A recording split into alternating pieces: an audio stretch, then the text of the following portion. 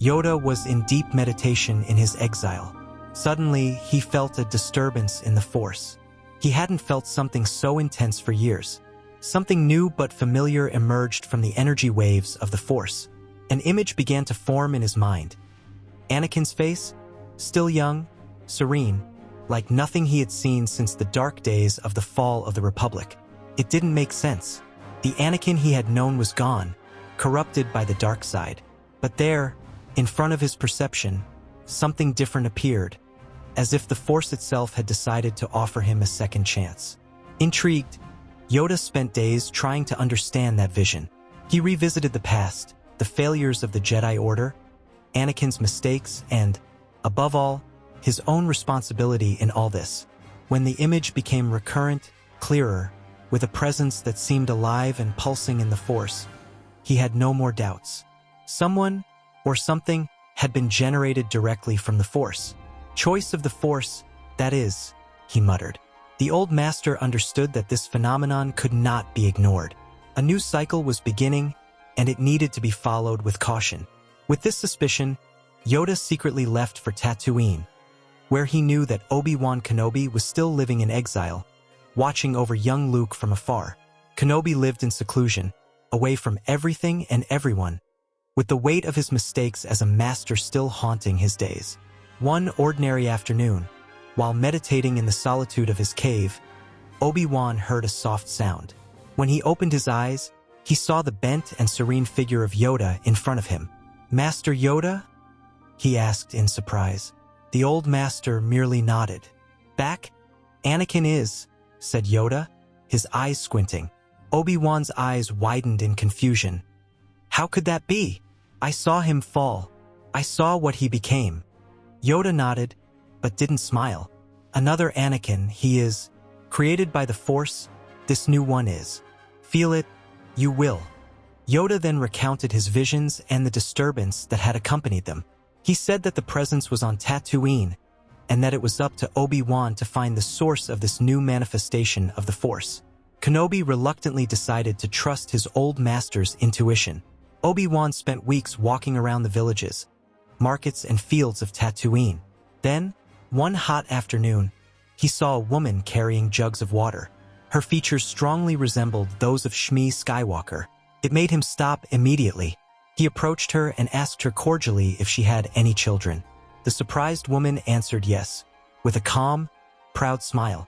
"He's special, isn't he?" said Obi-Wan, looking into her eyes. The woman nodded slowly. "Very. Ever since he was little, he's sensed things, known things before they happened." Not knowing how to explain, Obi-Wan asked to meet the boy. The woman hesitated, but something in his voice reassured her. It was as if she had expected it to happen one day. When they arrived at the simple house, the Jedi felt an immediate impact. The boy who stood before him was identical to the young Anakin Skywalker. The same eyes, the same restless look. But there was something else. An intense energy, flowing around the boy like an aura. Obi-Wan knew without a doubt that it wasn't just a coincidence. "The Force is strong inside him," he muttered in shock. The possibility that formed in Obi-Wan's mind was unconventional, but plausible within what he knew of the Force. That woman could have some biological connection, some kinship, or some genetic resemblance to Shmi. An echo of the past, shaped by the present. Kenobi played the same role as his master Qui-Gon Jinn did years ago. He explained to the woman who he was, what he felt, and about the Jedi. He said that the boy had a destiny. She, confused and emotional, simply replied, "I always knew he was different. If you can help him, do it." With her permission, Obi-Wan took the boy to Yoda. The reunion between the old master and the child was silent but intense. Yoda immediately felt what had been troubling him for weeks. The Force was concentrated in that boy with an unprecedented intensity. More than Anakin, more than anyone else. Greater your power is. "The choice of the Force, perhaps you are," said Yoda, lightly touching the boy's forehead.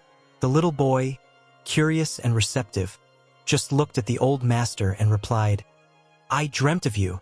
Yoda and Obi-Wan looked at each other with a slight smile. Obi-Wan suggested that the boy be trained as a Jedi, as he represented a new hope. But Yoda reminded him, "Luke, your mission is, take care of him, you must." Obi-Wan then understood. The new Anakin should be trained by Yoda. A cycle was closing. Yoda would take it upon himself to guide this new version of the Jedi Hope. The boy's mother, overcome with emotion, hugged her son and encouraged him, "Go, my love.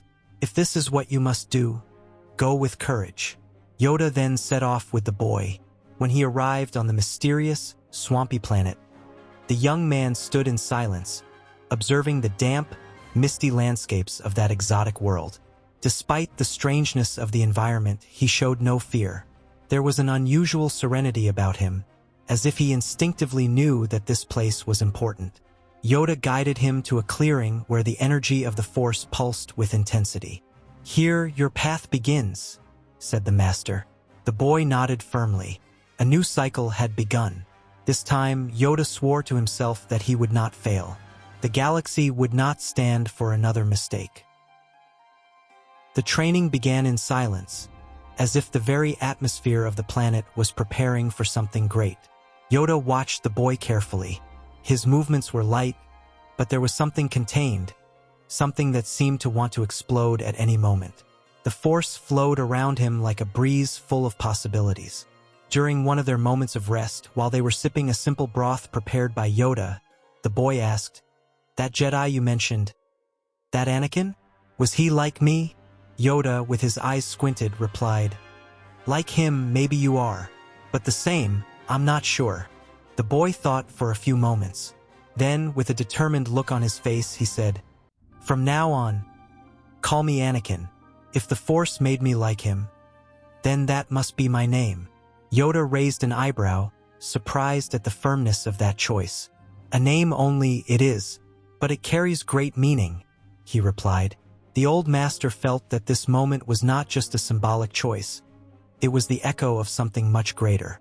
The name returned to the galaxy not as a reminder of pain, but as a harbinger of redemption. The days turned into weeks, and the new Anakin showed an unusual aptitude. His connection with the Force was so natural that many skills seemed to emerge even before they were taught. Yoda, experienced as he was, decided not to follow a rigid structure. Instead, he let the Force guide the themes of the lessons. He would take him to the zones of greatest energy density, where he would be exposed to visions, sensations, and profound teachings. "You must feel. With your eyes closed, you will see more than with them open," the master would say, while observing his pupil's evolution. Yoda noticed something curious. Time seemed to pass differently in that place. He explained to the boy that the planet reacted in a unique way to the Force.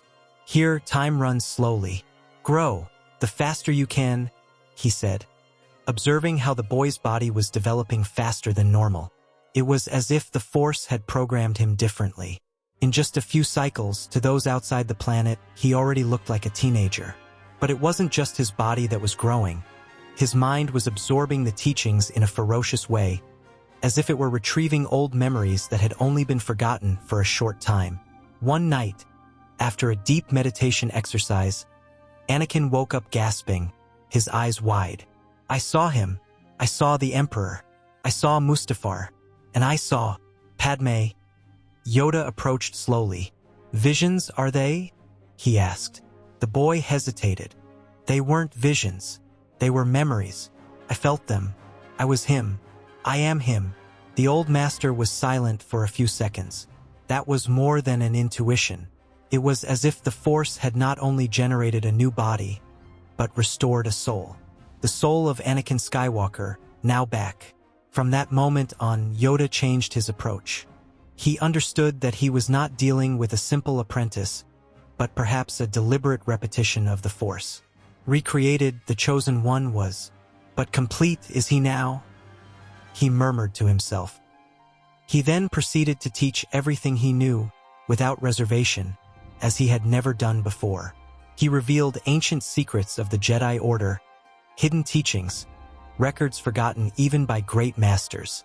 The new Anakin absorbed every detail with almost superhuman precision. In combat training, Yoda tested his agility, concentration, and technique. But he soon found himself outmatched. The boy's fighting style evolved with frightening naturalness. It combined fluidity, acrobatics, and raw power, something Yoda had only seen once before in the old Anakin during the final days of the Jedi Order. But this time, there was no rush, anger, or frustration, just balance. With control, the Force becomes greater, Yoda said, seeing in him a warrior who didn't need victory, just inner mastery. The new Anakin also showed an impressive ability to communicate with the Force itself. In moments of meditation, he whispered names, relived scenes, murmured words that no one had ever taught him. On one such occasion, he spoke as if he were someone else. "Obi-Wan, you were my brother." Yoda stopped what he was doing and stared at him. "Echo, no. Real presence, yes," he muttered. It was as if the old memories had merged with the new essence. And yet, the new Anakin retained a distinct consciousness. He knew he wasn't just a copy. It was a new chance. As the cycles passed, the young man's power reached levels that Yoda had never witnessed. He manipulated elements, foresaw events, and understood the flows of the Force with mastery. The old master, sitting on a root, watched his pupil lift an immense rock with a single gesture, while asking deep philosophical questions. "With wisdom comes peace. With power comes testing," said Yoda. Anakin listened and reflected, without arrogance. The boy, now a young adult, didn't carry the emotional burdens of the past. He was a bridge between what Anakin Skywalker had been and what he should have been. When the training reached its peak, Yoda knew there was nothing more to teach. "Everything now you know. The rest your path will show," he said with a look of admiration. Anakin, now fully aware of who he was and what he carried, knelt in front of his master. "Thank you for guiding me. I am Anakin, but I won't be the same." Yoda nodded slowly. "Chosen one, again you have been, but different this time. With light and shadow in balance, the answer may be." And so, the new Anakin was ready to return to the galaxy.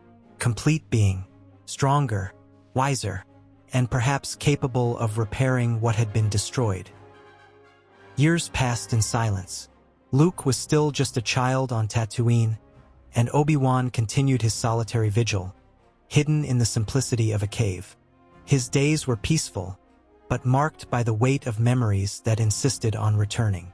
One ordinary morning, he entered his dwelling and, for a moment, froze. Standing in front of him, observing his surroundings, was someone he had never expected to see. Anakin Skywalker, not the mutilated, dark man who had become Darth Vader, but the young warrior with the firm, serene gaze that he had once trained. "That's not possible," Obi-Wan whispered, taking a step back in astonishment. "You are already grown up." His eyes roamed over Anakin's face, recognizing every feature, every expression, as if he were seeing a ghost from the past, but more mature, more centered. "Time passes differently there, Master," Anakin said calmly.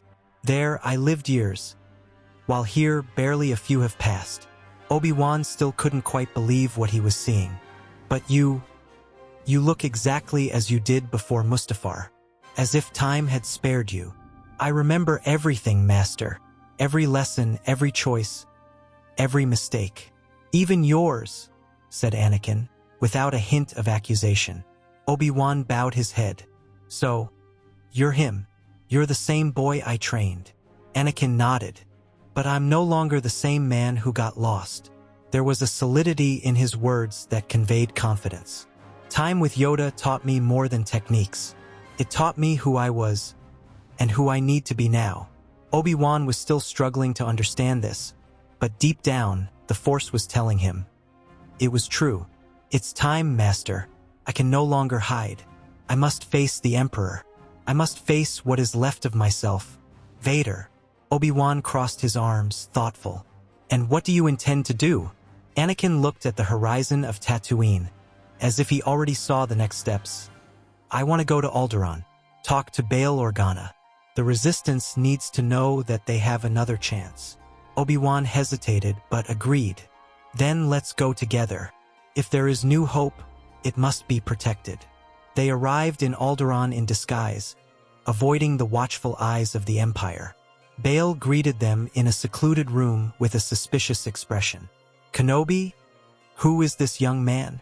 Before Obi-Wan could answer, Anakin stepped forward. "I'm Anakin Skywalker, but I'm not the one who betrayed the Republic." Bail was speechless. "Impossible. He's dead. Or worse." Anakin raised his hand calmly. "The Force didn't finish me off. It brought me back. Not to repeat the past, but to fix it." While they were talking, a soft presence entered the room. A little girl with dark brown hair and piercing eyes entered curiously. "Daddy, who are they?" Bail turned around. "Leia, dear, this is a very special friend." The girl approached Anakin without fear. She looked at him as if she knew him. "Your name is beautiful," she said, smiling. Anakin crouched down in front of her, and for a moment, he felt a tightness in his chest. The Force shone on her like a sun. "Yours too, little princess," he replied. At that moment, without knowing why, Anakin felt that he had rediscovered something he had lost a long time ago. At parting, Leia held his hand and said, "You'll be back, won't you?" Anakin looked at Obi-Wan. They both felt the weight of that question. It was as if the Force was once again placing a promise in the path of the Chosen One. Anakin knelt before her. "I promise. I'll be back." Leia smiled and hugged him. Bail, moved by the scene, decided that there was no more time to lose. The war needed that renewed hope. The Resistance finally had a living symbol of redemption. Bail led them to the Rebels' secret base, where cell leaders from across the galaxy were beginning to gather. The plan was bold, a coordinated offensive against the Empire's core. But the centerpiece would come with Anakin and Obi-Wan infiltrating the Imperial ship where the Emperor and Darth Vader were. The idea was to eliminate the two leaders, weaken the hierarchy, and allow the rebels to take control. "It will be a blow to the heart of the Empire," said Bail, "but it requires precision and courage." During the meetings, Anakin remained calm. His posture inspired confidence in even the most skeptical generals. Obi-Wan, at his side, observed how different the former Padawan was now. More centered, more mature. "You've really changed," Kenobi commented. Anakin nodded with a slight smile. He didn't want revenge. He wanted justice. Not for the Jedi, but for the entire galaxy. He knew that facing Vader would be like looking in a mirror. But he also knew that it was the only way to release the past. With the plan defined, the last instructions were passed on. Anakin and Obi-Wan would lead the way in disguise, using old Jedi access routes. Bail would organize the rebel offensive in parallel, waiting for the signal to act. When the Imperial officers surrendered, the Senate would be restored. "This is the beginning of the end of tyranny," said Obi-Wan, looking at his former apprentice. Anakin looked up at the Alderaan sky, where Leia was waving from afar with the innocence of someone who didn't yet understand the weight of war. "No. It's the beginning of something new." The Imperial ship towered imposingly over the star field, guarded by layers of defenses, patrols, and surveillance. But Anakin and Obi-Wan, with their ancient knowledge of Coruscant architecture and the corridors of the Empire, found a loophole. Disguised, they entered silently, like shadows guided by the Force. They separated at an intersection point. Obi-Wan looked at Anakin and said in a whisper, "If we don't come back, may the Force be with you." Anakin replied with a firm look, "This is it, the end or the beginning." And they headed off in opposite directions, each on their own mission. Obi-Wan crept through the corridors, feeling the presence of his former apprentice like a glowing ember in the void. Vader was waiting for him. In one of the command rooms, the shadowy figure turned slowly when he noticed him approaching. "You again? Still haven't learned, Obi-Wan?" said Vader, his voice metallic. The old master drew his saber with regret. "Perhaps I've come to give you one last chance," Vader replied, activating his red blade with fury. "I don't want a chance. I want the end." And the two engaged in another fierce and tragic duel. Meanwhile, Anakin walked towards the Emperor's throne. The doors opened slowly, revealing Palpatine's hunched and shadowy figure, surrounded by shadows and technology. "Who dares?" he began to say, but stopped when he saw who stood before him. The Emperor's eyes widened. "No, that's not possible. You're dead." Anakin stepped forward, activating his lightsaber. "No longer. The Force brought me back to finish what you started." Palpatine laughed, but there was fear in his tone. "You're just a shadow of your former self." The fight between Obi-Wan and Vader intensified. Both were already showing signs of exhaustion. Obi-Wan had a deep gash in his leg and Vader had lost part of his mechanical arm in the clash. But the Sith's anger still fueled his strength. "You failed, Obi-Wan," he shouted, attacking savagely. The Jedi Master struggled to defend himself. "And you failed yourself," he said, trying to make sure that there was something human left in that monster. But Vader was filled with hatred, and the fight was far from over. In the throne room, Force lightning was flying in all directions. Palpatine attacked with brutality, launching bursts of energy that bounced off the walls. But Anakin was no longer the vulnerable young man he had been before. With absolute mastery, he absorbed the attacks, advancing with precision, blocking the rays with the back of his hand. With one swift leap, he threw Palpatine against the control panels and immobilized him by the neck using the Force. "Your reign ends now." Palpatine, stunned, could do nothing as Anakin broke his neck, ending his reign. Feeling the battle collapse, Anakin ran towards the room where Obi-Wan was confronting Vader. When he arrived, he found the two wounded, panting, surrounded by debris and sparks. Obi-Wan's saber was shaking in his hand and Vader, staggering, was breathing hard. Anakin stopped at the entrance, and for a moment no one moved. Vader looked up, recognizing the face. "No," he whispered. "That's a trick. It can't be." Anakin took another step. "It's over. It's over for you. And for him," he said, referring to the Emperor. Vader screamed in fury and despair, activating his blade and launching himself at Anakin with a roar. "No!" Obi-Wan tried to intervene, but he had no strength left. Anakin faced the attack firmly. There was no mercy. There was no hesitation.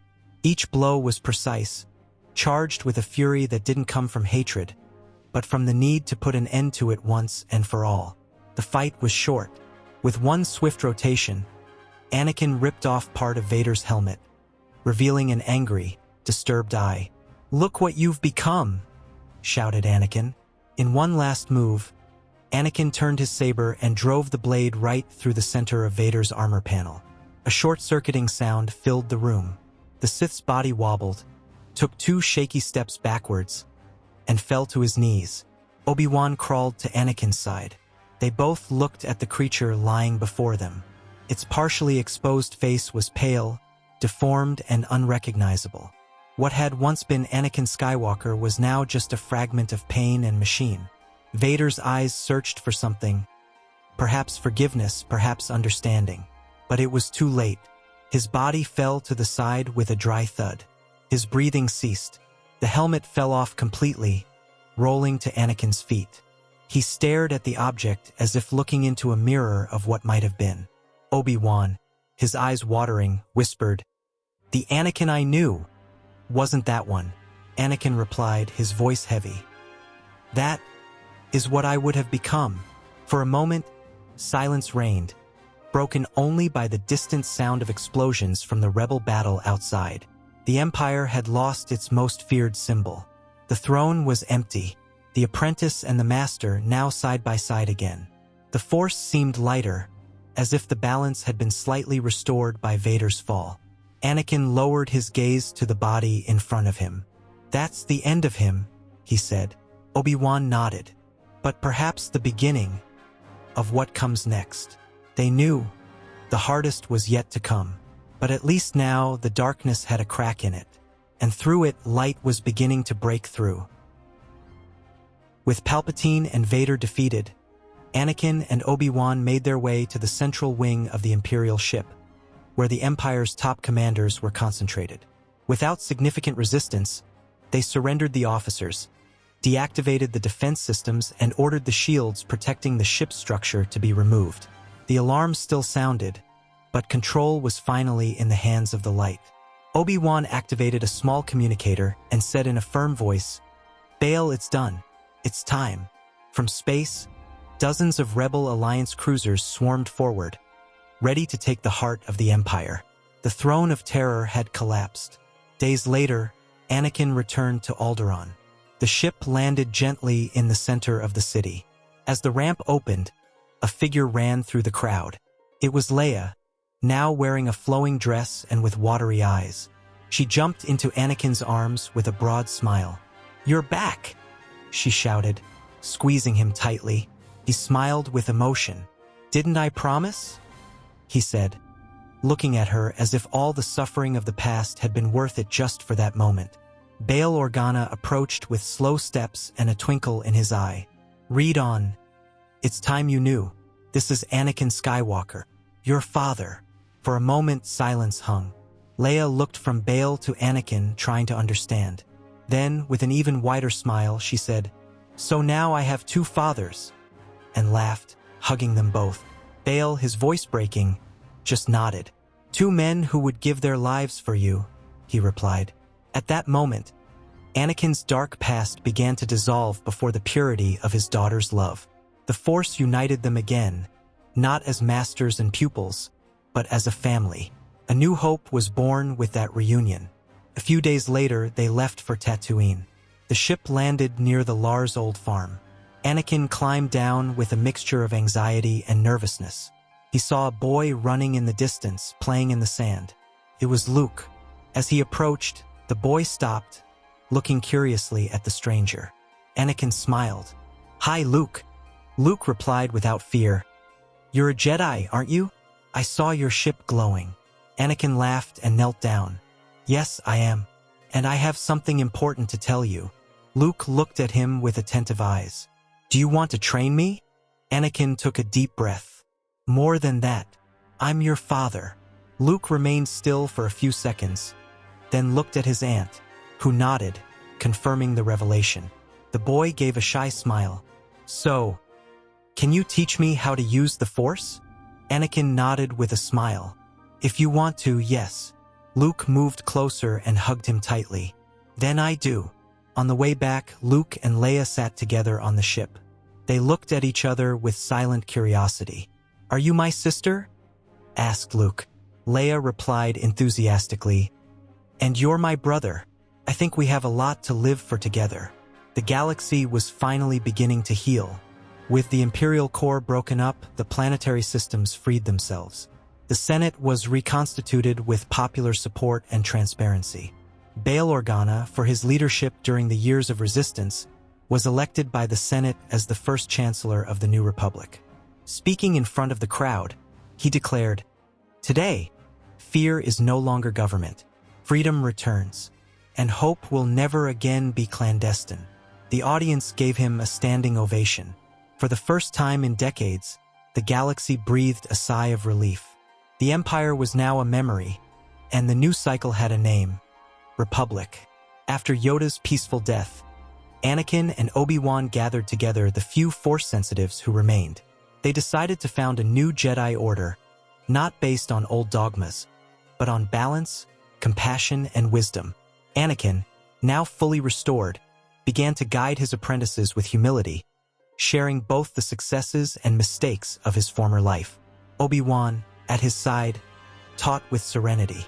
"Now I do, Master," Anakin once said, looking at the new Padawans. "Now I understand." And Obi-Wan, smiling, replied, "And that's why you're ready." The Order was reborn, but this time with a renewed soul.